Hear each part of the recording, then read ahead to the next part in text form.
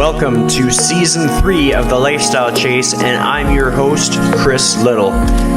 This podcast features high performers who have found a way to live their best life while balancing their health, wellness, friends, and family. To help this podcast grow, please share it on social media, rate 5 stars, tell your friends, and check out the past 140 episodes and counting. You can follow me on Instagram at Christian Liddle and at The Lifestyle Chase. Thanks for listening. Let's get started. All right, so welcome to The Lifestyle Chase. Today is episode 186. I am your host, Chris Liddle, and I'm actually honored to be joined by the one and only Dr. Mike T. Nelson. Some backstory is back when I went to the Kansas City Fitness Summit in 2019, I actually got to see you, Dr. Mike, present. I thought it was really cool to actually be able to put like faces to names there, and it was a pivotal moment for me. It's a conference that I reflect on quite often now, especially having gone through the pandemic. And for any listeners, oftentimes I'll reflect on different things that I've read in articles by Dr. Mike. And so this is an episode to look at. Some added context is that like anytime that you're listening to someone that you find is interesting, it's a good idea to always like look on podcast platforms and find all the other episodes that they've been on. That's something that I've done over the past few years is oftentimes when our friends Dean Guido and Jeb Stewart Johnston have you on their show, I always listen to those ones. And over the last like 2 days, I have listened to probably 10 episodes of the Flex Diet podcast, and like my brain is just full of like Dr. Mike T. Nelson stuff. But having gotten all of that ramble out of the way, how is your day going today? It's been good. Yeah, I got up and got some work done, did a little walk, a little meditation. Normally late in the morning, I've been playing around with some Club Bell stuff for some mobility. That's been kind of fun. Got a couple of newsletters written, and then had another call before this, and then another podcast after this, a little bit of lifting, another podcast after that, and a few client stuff. So all good. That's awesome. I often have people give like their introduction because like my audience might be maybe 60% like fitness enthusiasts. We got a few trainers that listen, but some people might not know who you are. And I kind of want to hear like, how do you authentically introduce yourself to a room? Depends on the room. If I'm on a flight or I'm in an area where it's usually not fitness people, it's someone who just wants you to confirm their bias about whatever. And I don't want to have an hour conversation with someone who's going to do absolutely nothing with the information. I used to tell them I was a sanitation engineer, so I was the trash guy. And then lately I tell them I'm a associate professor of neurology. And then usually they just look at me like a two-headed space alien, and then they're kind of quiet. But if it's more, I'd say probably professional stuff, I teach for the Carrick Institute. So I'm associate professor there, primarily doing more exercise physiology and some nutrition stuff. And then I have the Flex Diet certification, physiologic flexibility certification, and then work with clients primarily online doing training, nutrition, mobility. And then I also teach for Rocky Mountain University. I'll be teaching athlete monitoring course for them coming up again in fall, and possibly teaching for reflexive performance reset again. Who knows? We'll see what happens after post-COVID type stuff. Definitely. I mean, something that just boggles my mind is how you're able to like consume so much information. Like if somebody goes to your website, they can see all of your credentials, the certifications that you've taken, and like the years and years of schooling. And it's just like, how do you have the capacity to take in that much information? Because I alluded to how I listened to so many of your podcasts. And I was, oh man. Well, thank you. Like I enjoyed them, but it's so much information. Like it's, your brain just like goes numb. So with your credentials, like how have you been able to keep it up? How do you stay sane with it all? I think part of it's a weird thing. Like going through the PhD process, like part of that is just expected to be super updated on all the literature that's, you know, in your thesis. You're doing classes, you're doing research. I mean, that's kind of your full-time gig. It wasn't, I did mine full-time, but I had to work at the same time, which I don't recommend to anybody. I almost friggin' died doing that. But and so it's weird because like to me, that's kind of like the point where I felt like I was actually updated on some stuff. So since then, I think the biggest thing that's helped me is what sources are you going to read? What sources are you going to listen to? Again, there's no right or wrong. For me, I like reading the actual primary research. I do listen to some podcasts, but even then, the podcast stuff is just to try to figure out where did they get kind of their sources from, or just for entertainment. And then also being selective about what I don't listen to or consume. Like I don't listen to any news. I actually have email programs that'll pull my email off of Yahoo so that I don't even have to go to Yahoo to log in to even look at a page of that kind of stuff. I tend to generally limit social media things, or if I do, it's pretty highly curated. And then even within, you know, reading primary research on PubMed,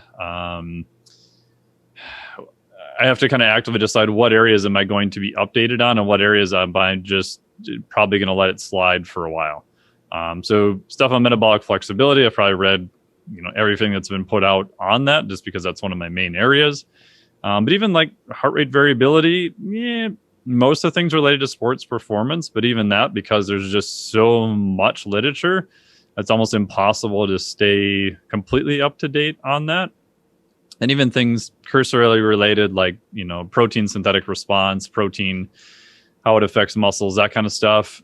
Yeah, probably 95% current on it, but probably not up to date current. And that was just more or less because of, you know, time involved. And then there's other areas that I'm interested in that I'll spend more time kind of reading in that area. So I think a lot of it is just having time to dedicate what material are you going to read.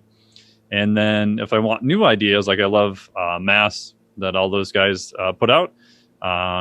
Really good way for me to look at, oh, wow, I didn't even see that this, you know, topic on fat loss or this other thing came out. So that's kind of a nice kind of all around read too. So just being kind of picky about what you spend your time reading. And then the last thing too is I've actually dedicated more time to reading books that are not directly physiology related, which I'd say has a pro and a con, because I always, there's some parts of it, like I was reading one the other day, a great book is a book called Driven, and I really liked it. A client gave it to me. It's been really good.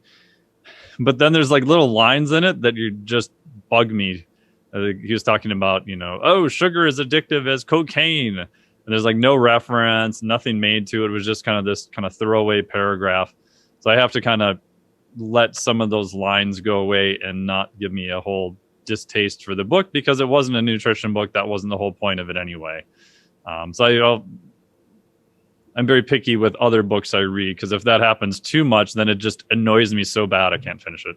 Yeah. Well, I mean, that makes sense. That probably comes up quite often. Like for myself, like I'm not nearly as educated as you, so I wouldn't notice these things as often, but I could totally see how like it can make it hard to enjoy just general things. Like you just kind of have to be so refined in what knowledge you're seeking out, because you have to get through a certain volume of things in a certain period of time. Like it's just, I can't even imagine, but I have the utmost respect for the quest, and it just leads me to wonder, how did it all begin? Like, what were you doing at age 20? Like, what was life like before you really dove down the rabbit hole of like fitness, nutrition, HRV, all that stuff? Yeah, I mean, probably like most guys, I would say I started college when I just turned 18. I went to college a year early on a post-secondary program just because I friggin' hated high school. And they said, hey, you can get out a year early and the state of Minnesota will pay for a private education for 1 year. I'm like, great, I'm done. I'm out.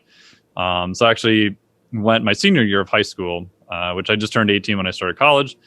And like most college people, I was, you know, I'm 6'3" and weighed 156 pounds. So I was very much an eel-shaped rake of a person. And I wasn't one of those dudes who's just like really skinny, but like low body fat and just kind of ripped already, but they just don't have a lot of muscle. Like that wasn't me at all. Like I still had a paradoxically a fair, a fair amount of fat at the same time. So I'm like, hey, I'll start lifting. So go to college. They took PE requirements. So quarter one, I'm like, oh, great. There's a class on strength training. I'm like, yes, I'm so excited. They're going to teach us stuff. And the guy walks in who was one of the coaches there. I can't remember what sport he was coaching. And he's looking around the room and he's like, all right, wow, some of you need to lose weight. He's looking around and he's like, and he points at me and he goes, holy shit, some of you need to gain weight. I was like, great, this is your intro speech. Wonderful. And then he disappeared and the TA just took attendance. I'm like, you didn't teach us anything. Like, he's like, just go lift stuff in the gym. You know, it's like most people, do everything wrong for decades, get injured.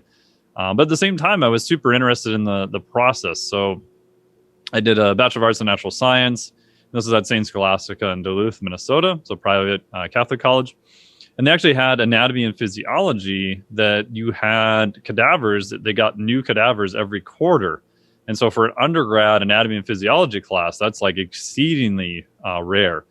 So I got the opportunity I just took anatomy and physiology for fun, basically, and take it with, actual cadavers, which to me was like fascinating. You get to look and see, they're all prosected, but, to see what was going on. And I just started taking more physiology classes because I'm like, well, the more I learn, the more I'll be able to figure out and how to apply it. And then graduated from there, did a minor in chemistry, went to Michigan Tech on the Upper Peninsula of Michigan, and did a master's in mechanical engineering, biomechanics. I had to do 2 years of undergrad just before I could get into the program. And even there, I took an exercise physiology. They had a new department. They had a new professor who started my second or third year there. It was my third year there. And he was teaching exercise phys, which is the first time the college had that. And so I went to him and I said, hey, can I just take your class? I'm like maxed out on credits. So I can't really take any more credits. Can you just, can I just take the class, for free? Because I've already paying the full load anyway. And he's like, well, technically I can't assign you any more credits because you're at the max and you can't go over that. I'm like, what if I just show up at your class like Monday, Wednesday, Friday at like 10 a.m.? He's like, you want to show up in a class that you get no credits for, that's a 400 level class? I'm like, yeah. He's like, well, have you taken exercise phys before? I'm like, no. And he's like, what do you want to do in a 400 level class? I'm like, because it's so cool. And he's like, all right, if you just happen to show up at that time period, I'm not going to kick you out. You're not going to get credit or anything like that. I'm like, oh, that's fine. I don't care. I had enough credits. So yeah, I just found like the more, stuff I could take in that area was just, for me, like super fascinating. Where do you think that like started? Like, have you just always been like, have you always craved to know more about things? Has this been something you've done since you were a kid, or like, what's the backstory there? I think part of it is, I think back, it's funny how like things happen to you and at the time you don't really sort of connect the dots, right? So when I was 4.5 years old, I had open heart surgery for a atrial septal defect. All right, so for listeners, and you obviously know this, like your heart's got 4 chambers. The top 2 are the atrium, and then the one side has oxygenated blood. The other side has deoxygenated blood. And when you're in the womb, there's a hole between the atrium and the bottom, the ventricular. And that allows the blood to just go in a circle, right? Because if you're in the womb, you're not breathing, there's no air coming in. And then when you're born, those holes actually close up. Now you're breathing air, so you have the oxygenated and the deoxygenated blood don't really mix with each other. In my case, I had the ASD, the atrial hole, and the ventricular hole stayed for quite a while. The ventricular, or it's called the VSD, did close on its own, but the atrial one never did. So when I was 4, the pictures of x-rays, my heart was the size of someone who was 18. So I basically had heart failure. So your heart's working so hard because it's just so inefficient. It actually, because of the stress, gets a little bit bigger and it becomes sort of a pathology. And so I had open heart surgery when I was 4.5. They go in, they do a thoracotomy. So they crack your chest open with a bone saw, cut through your ribs, cut through the atrium, and they just stitched it shut. Luckily, they didn't have to use an occlusion device or anything like that. So I was in the hospital for probably like 10 days total. it was crazy waking up being, having my arms and everything tied down because there's so many IVs, and was on a ventilator for a period of time and stuff. And then fast forward from there, like a half a year later, I remember going into the eye doctor, and I started seeing in double vision. And so they're asking me, the eye doctors, like my parents told me the story. They said, there's this little dog at the end. And they're like, how many of the dogs do you see? I guess I told my parents, like, well, I see 2, but only one of them's real. Because when you see in double vision and then you interact with your environment, you learn right away what's the real image and what's the false image. So what happened with that is I had a lazy eye. So my eyes didn't work together, and my eyes were kind of offset a little bit.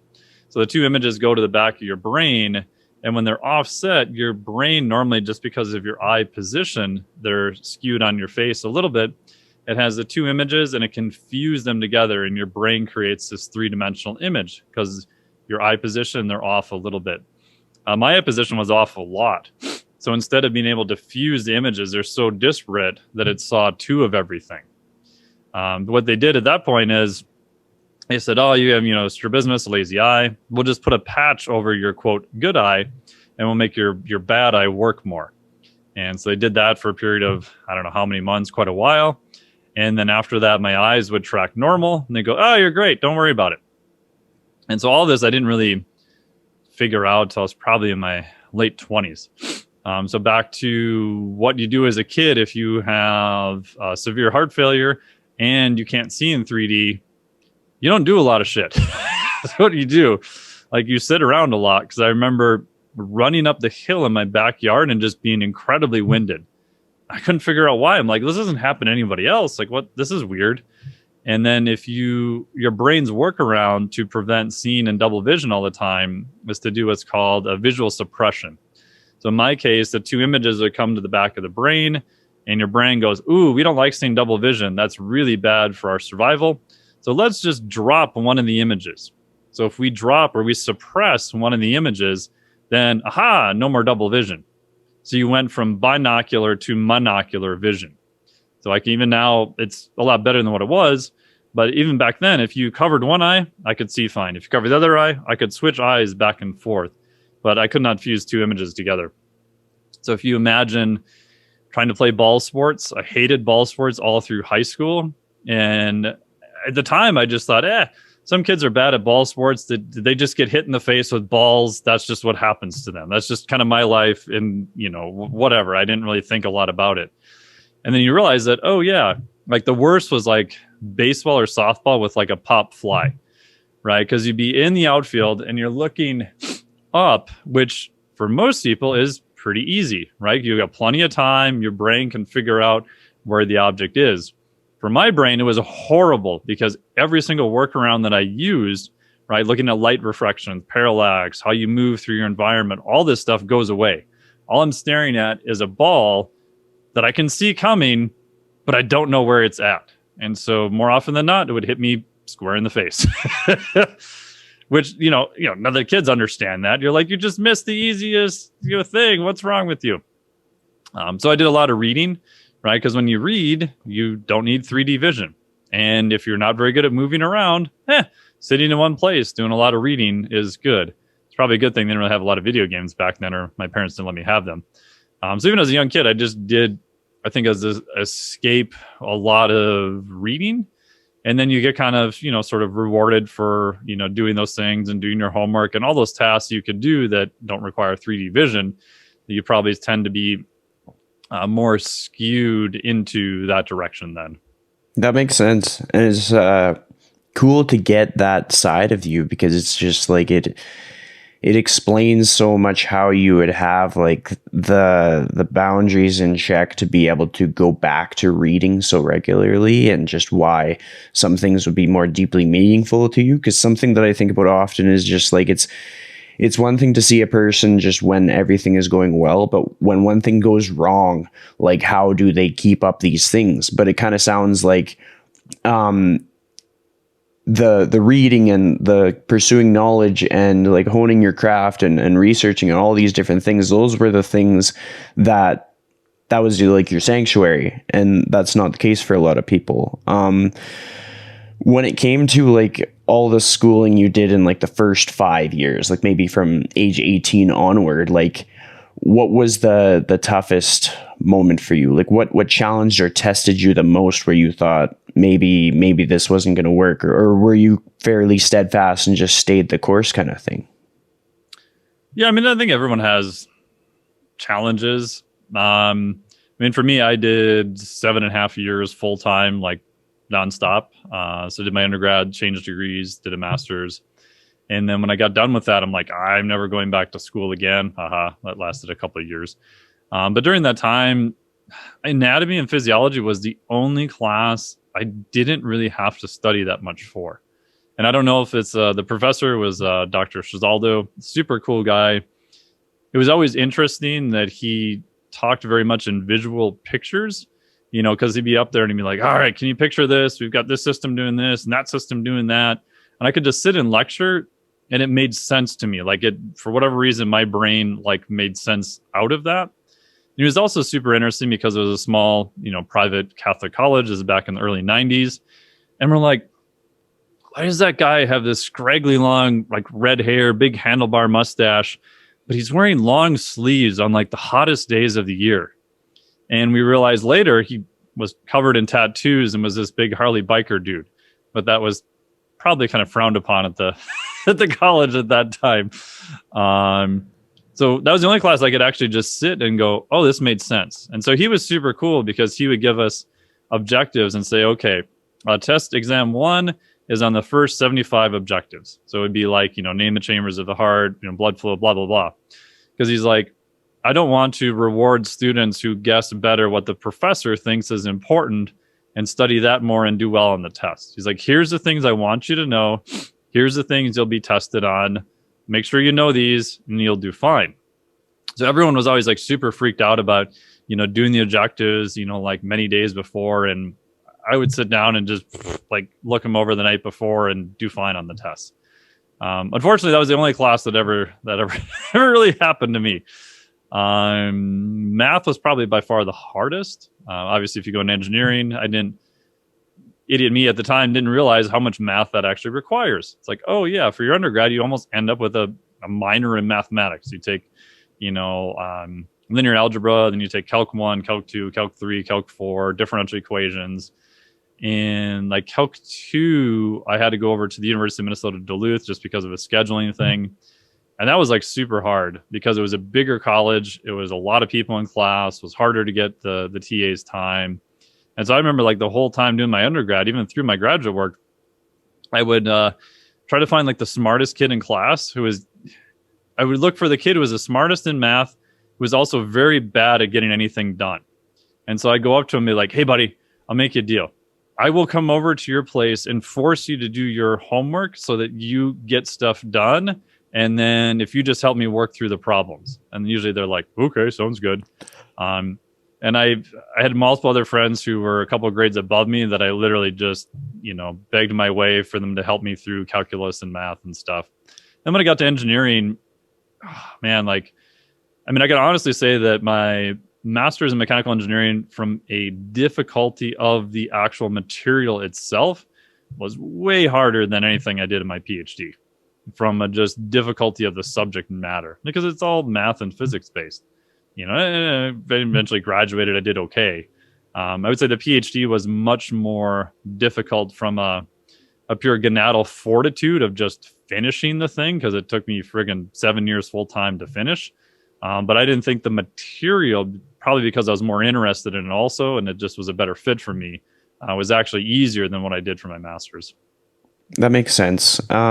Something that you kind of alluded to earlier in our episode today was just the fact that you kind of like burnt the candle at both ends in getting your education. Just like you were saying, you were working at the same time of pursuing education. You wouldn't recommend that on anybody. But having heard that, there's a lot of people, it's kind of like exercise, like anybody within the fitness space, we're kind of crazy. So chances are like somebody's going to listen to this and they're going to be that person that does it. Like, I know I've kind of like run myself into a wall a few times. What were the deepest depths of that journey, and like how did you get to the other side, kind of thing? Yeah, so what happened was, so I finished my undergrad, finished my master's, started working for a medical tech company in cardiovascular implantable devices. Go figure, right? So I have open heart surgery. I end up working for a cardiac medical device company. I worked there for 10 years, implantable pacemakers, defibrillators. And it was super interesting. I really liked it. But I also realized at that time, being in a corporate environment, not so good. And I'm like, I want to go back to school. So I did 5 years in a PhD program in biomedical engineering.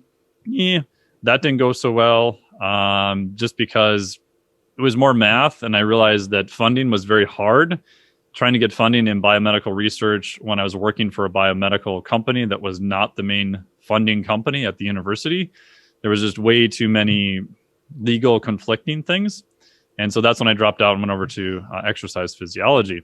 When I started exercise physiology, they're like, it's going to suck, but 4 to 5-ish years, you'll be done. And so I'm going, okay, I can drop down to part-time. So the job I was at, I went back to my old boss there and said, hey, I'm going to go back to school. I know you need another person in this department. I did this job before. The caveat is I only want to work part-time. And they're like, no, you can't do that. I'm like, great. Well, I'm not going to come back and you're going to be 2 people short then for however long. And then they're like, whoa, wait a minute. And so they said, okay, come back, work 32 hours a week to your on call, and then we'll drop you down to 24 hours a week. It's like, great. So I did that, started going back to school, started taking classes. The first 3 years, wasn't too bad. It was busy, but it was just more of a scheduling issue and trying to schedule call and everything else. But then it looked like I was going to finish. So I'm like, okay, so now I'm going to start ramping up my fitness business more, which I was still doing on the side. And then I hired a business coach. And unfortunately, my PhD then took me way longer than I thought. So it was the last probably 3 years of my PhD that was the worst by far. Because during that time, I met my wife. So we ended up getting married. And I was working 24 hours a week at the med tech company. I was on call full time for them. And I was still running my own fitness business. And then I was in the process of doing research. So I would go down to the University of Minnesota. I would start, a lot of times when I was running my own studies at 5 a.m. So you had to turn on all the machines. First person comes in to be tested between 5:30 and 6. Do that, go to class, do research, go back to work, come back down to the University of Minnesota. And whenever I had I had a 20-minute break before the labs I was doing at that time. So I would go out in my car. I had a Volkswagen Jetta, and I had a pillow that I left in the back. And I would, at 9 a.m, I started taking caffeine power naps. So you take half a no-dose or one no-dose, and then you sleep in your car for 20 minutes. And then you wake up and you have higher levels of caffeine. You had a little bit of a nap. So I did a lot of that, which I would not recommend for daily use. And it was pretty bad. So at the end, my whole goal was, I realized if I wasn't a teaching assistant, so I did my 4.5 years of that freed up a lot of time, but then that meant that I had to pay for education, some other way. And then at the end was I just want to finish. And I remember having blood work done 3 years before I finished. And testosterone was 220. All my blood markers were just atrocious. Luckily, my cholesterol, triglycerides weren't too bad. And so I did that every 6 months because I was like, I don't want to do anything that I'm going to permanently damage myself, but I'm okay to, kind of push the envelope. Because previous to that, and everyone this is Joseph Campbell stuff, right?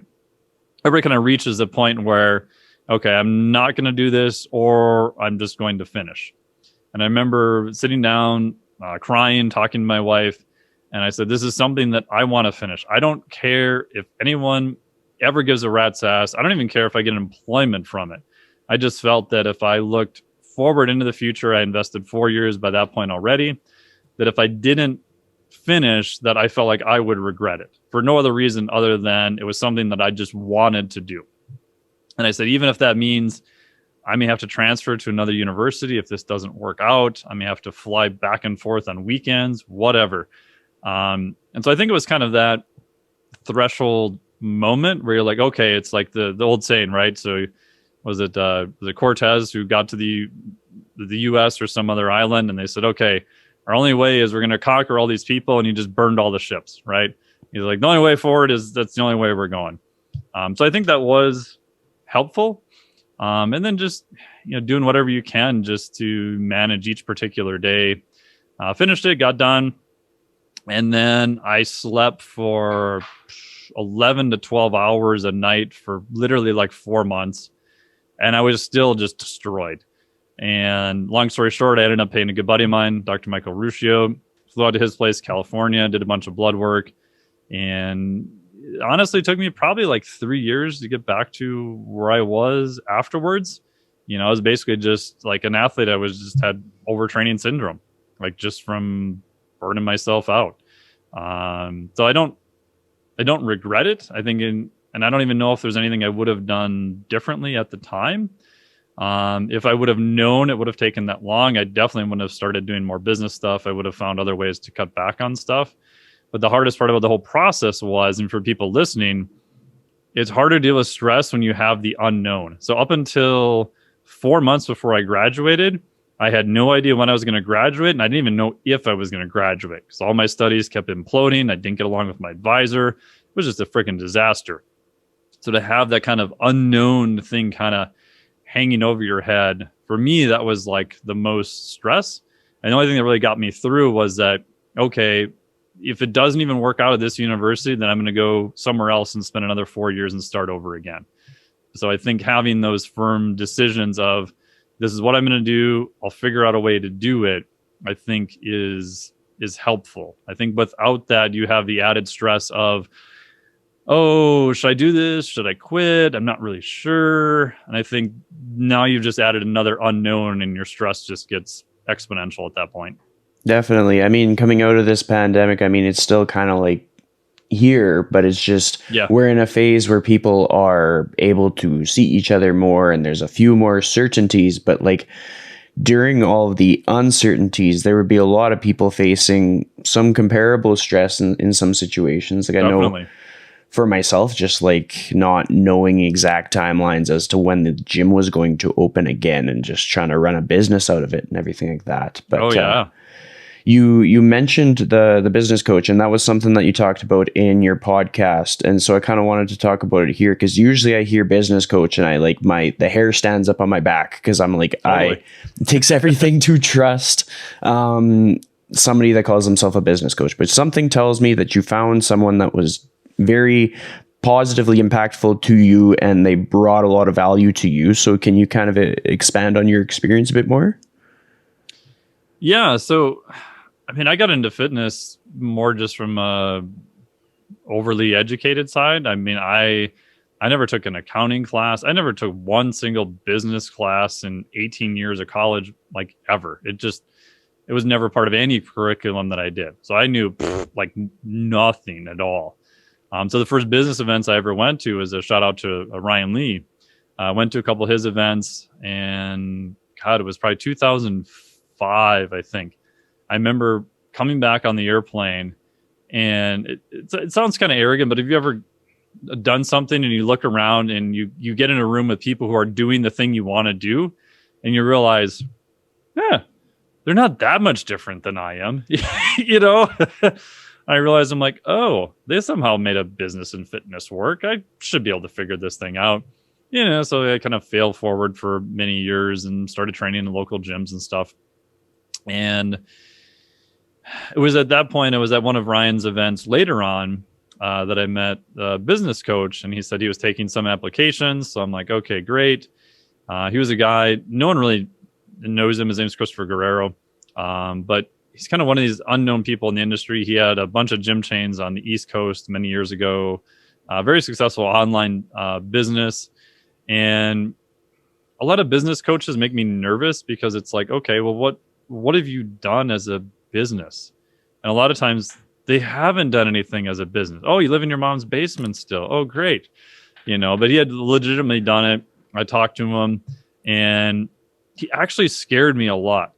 He's like, oh, why didn't you do this? You should have done this or that. And I'm like, oh, I don't know. I have no idea why, but very from a hardcore business standpoint of, you should do this because it'll increase your revenue. And I'm like, oh, revenue, that sounds bad. Like, you can make money from this. I don't know about that, but I'm like, why would I hire a coach who would just agree with everything I would say? Like, that's not useful, right? So I hired him. I remember the initial down payment, it was $2,500 a month, which I almost pissed myself to sleep for like the first 4 months because I didn't really have that amount of money. I had set some money aside, but it was good. It was actually super useful because he helped with a lot of the business processing. He helped set up the website. How do you create a website? How do you hire contractors to do it? So half of that money went to, he was actually doing stuff for my business. The other half went to pay his consulting fee. And so we had like an hour, conversation on the phone every other week. You had deliverable items that you had to, show up. So when I had like just running around with my hair on fire, I'm like, I'm not missing the things that are due because I'm paying this guy a shitload of money, to do it. So it was helpful for me at that time to force me to keep kind of going. And simple stuff like just communication style, like how do you write in a way that is true to who you are, but is a benefit to the person reading, because a lot of the stuff I was used to writing was like highly technical. I mean, nobody thinks about writing a research study. They don't really think about the reader. It's just like, how do I communicate in this dry sort of formulatic way that's just the way it's been done since the dawn of time, so trying to flip that around a little bit. And it turns out it was super helpful. So I worked with him for like 3.5 years. I did another high-end mastermind after that, which was one of the original barbell masterminds from the guys who did Barbell Shrugged. And it was a huge investment of money and time and stress and like the worst possible time to do any of it. And, when I was done, there was a stretch where I kind of got 30, 40 grand in debt for a period of time, but was able to get out of it. But overall, I would say it was useful. And even just the mastermind I did after that, like I literally was in California a couple of days ago to help with a project. And the two people who got me into it were at one of the masterminds 5 years ago.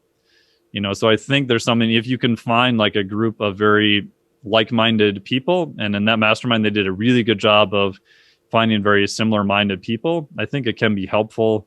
Hiring a legitimate business coach, I think, can be super helpful. I don't really know who really passes off as a business coach anymore. But to me, when I set up, I have a Flex Diet mentorship where we do some business stuff, we do program design, everything else. The main thing I try to teach people is like, if you're just starting out, just get better at writing content and do it with like the goal of the reader's perspective in mind.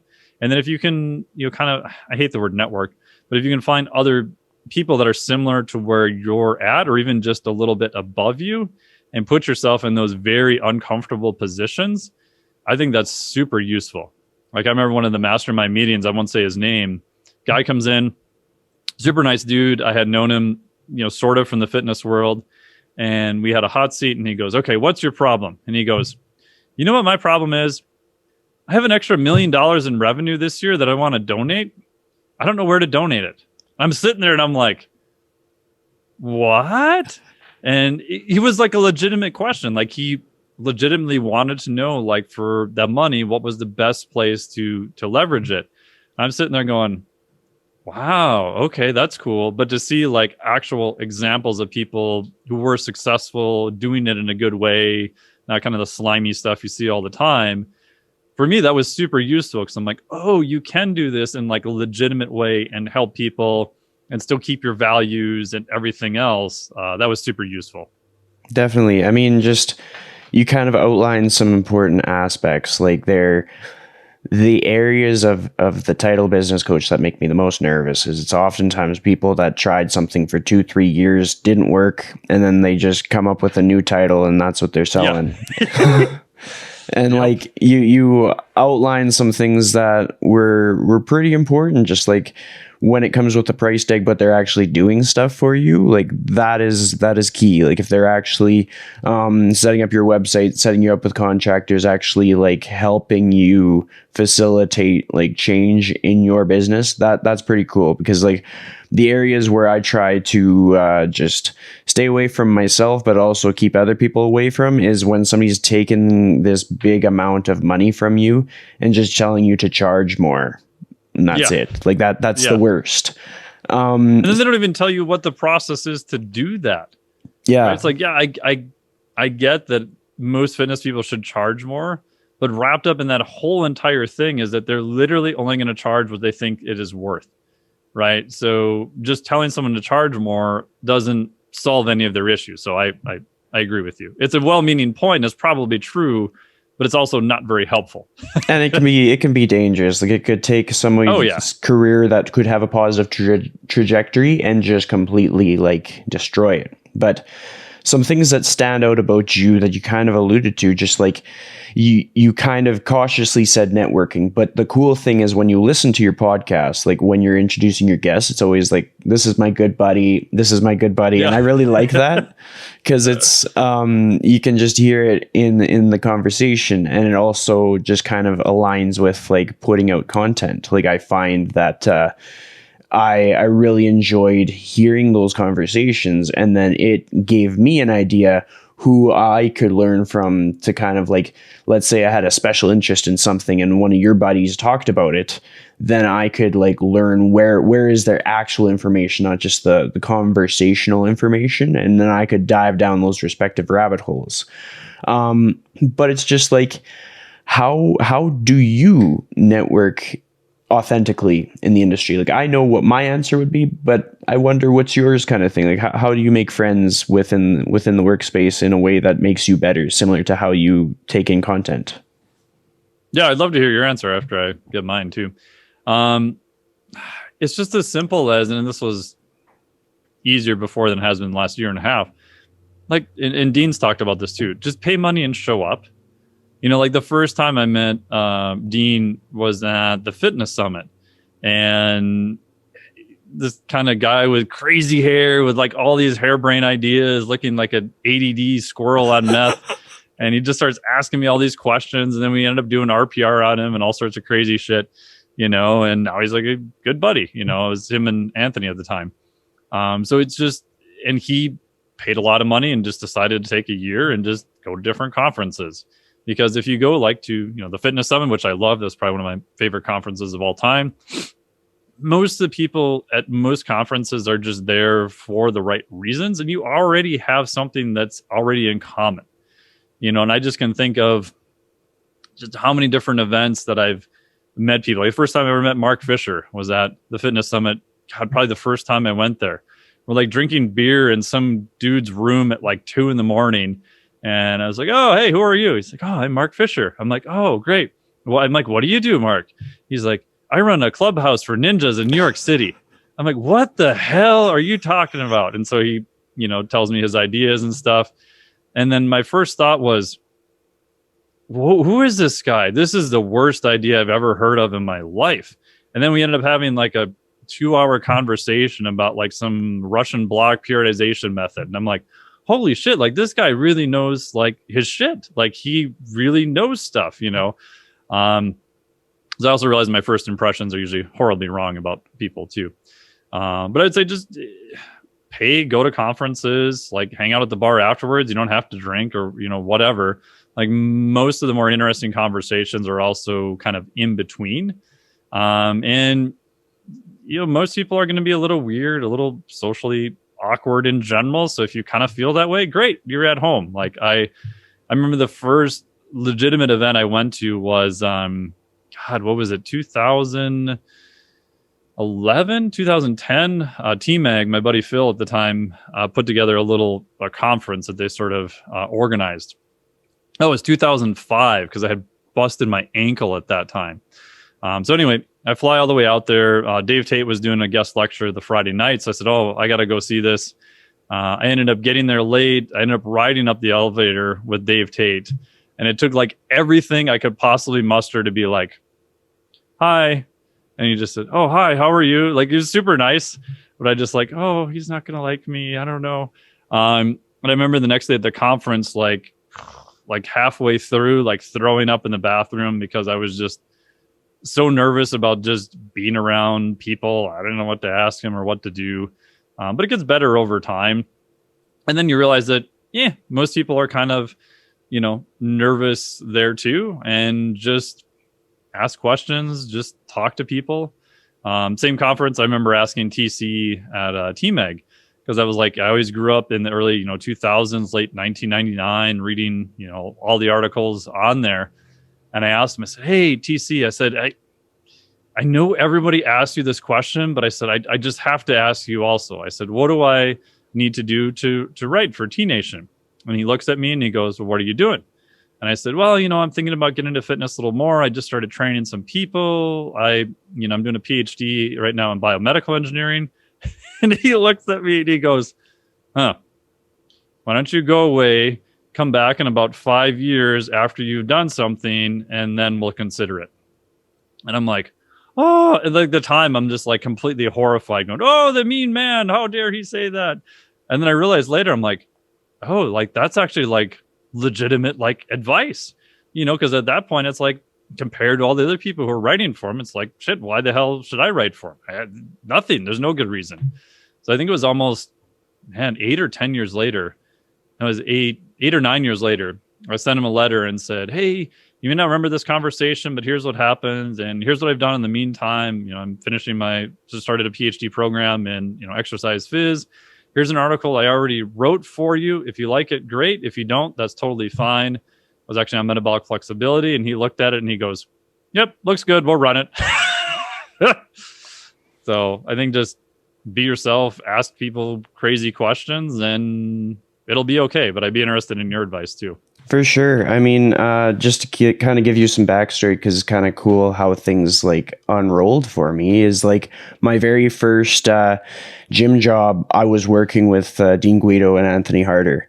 And so they kind of, they showed me the ropes. That gym did eventually close. The one in Canada, right? Yeah. Yeah. So Dean and I are both in the Edmonton area today. And then so just after that gym closed, I ended up being self-employed. But the things that stood out to me about Dean specifically was just the fact that like I was a new trainer, and him and I connected over Instagram, and like I was a spin instructor at the time. And so he would kind of comment on my posts. This was back when he was making more infographics, and we would just kind of like shoot the shit and have a banter or whatever. And then when he understood how bad I wanted to be in the industry, and he understood that I was willing to put in the work to learn. And it kind of correlates with his willingness. Like that year where he just like went all in on continuing education and conferences and stuff. Like I was at the gym with him. So he would be not at the gym, but like he was out learning like as much as he could. And then I would see him come back, and he's just like it was hard to even fathom how much information must have been in his head. But it was just like finding people who are just like as crazy, I think is a good start. Oh, totally. Like, and then also just for me, it's like values. Like if I see a person just really genuinely cares, then I gravitate towards that person. And I mean, everything that happened throughout the year 2020, like that really showed me a lot of the people who are built like me. And then I was able to make so many friends through the internet this past year, just by being myself. And then I found my people in that way. And then it's just, I tend to be a very loyal person. So like, Dean had a big part in why I got the opportunity to work at that gym. And then him and Anthony both taught me quite a bit. And so I reflect on that even years later, because I'm like, if not for the actions that they took, I would have not had those opportunities. And just basically from that moment forward, Dean would just basically tell me who to follow, and I would follow them. Oh, and like cool. everybody that he's interviewed, like I've listened to every podcast that he's ever put out. So like I'll tag you in the ones that you're on, but I'm also listening to every single other thing. And then even when he's been doing shows with Jeb, I listen to those, and then I listen to the ones that Jeb puts out. So it's just like I am similar to you with your like published research, but I'm just with the podcast. I'm just like, I want to hear people talk, and it helps me understand people on a much more deeper level, because there's very few people that go through the volume of conversations that I do. Even if I'm not involved in the conversation, I like to prepare for this, I listened to like 10 hours of you talking to people so that I could kind of like understand you. But yeah, that's basically how I do it. It's I tend to put myself in rooms full of people that are smarter than me, who have skills. And if somebody else doesn't see those skills or qualities, I tend to be the first person to spot them. Like you kind of, that first impression thing, like I definitely have made the wrong first impression or guessed somebody's like personality wrong. But at the same time, I've found with practice, like having talked to like hundreds of people on my own show, and then hearing conversations of others, I'm able to kind of like pick out the potential in the people in the room, and then basically is going to have the bias, like my bias as to what I would be seeking out, but I'm more likely to find it because of the experience in like seeking this stuff out. And then it's just like not putting ourselves in a box, like not just like sitting at the table of people that look kind of like the same, but like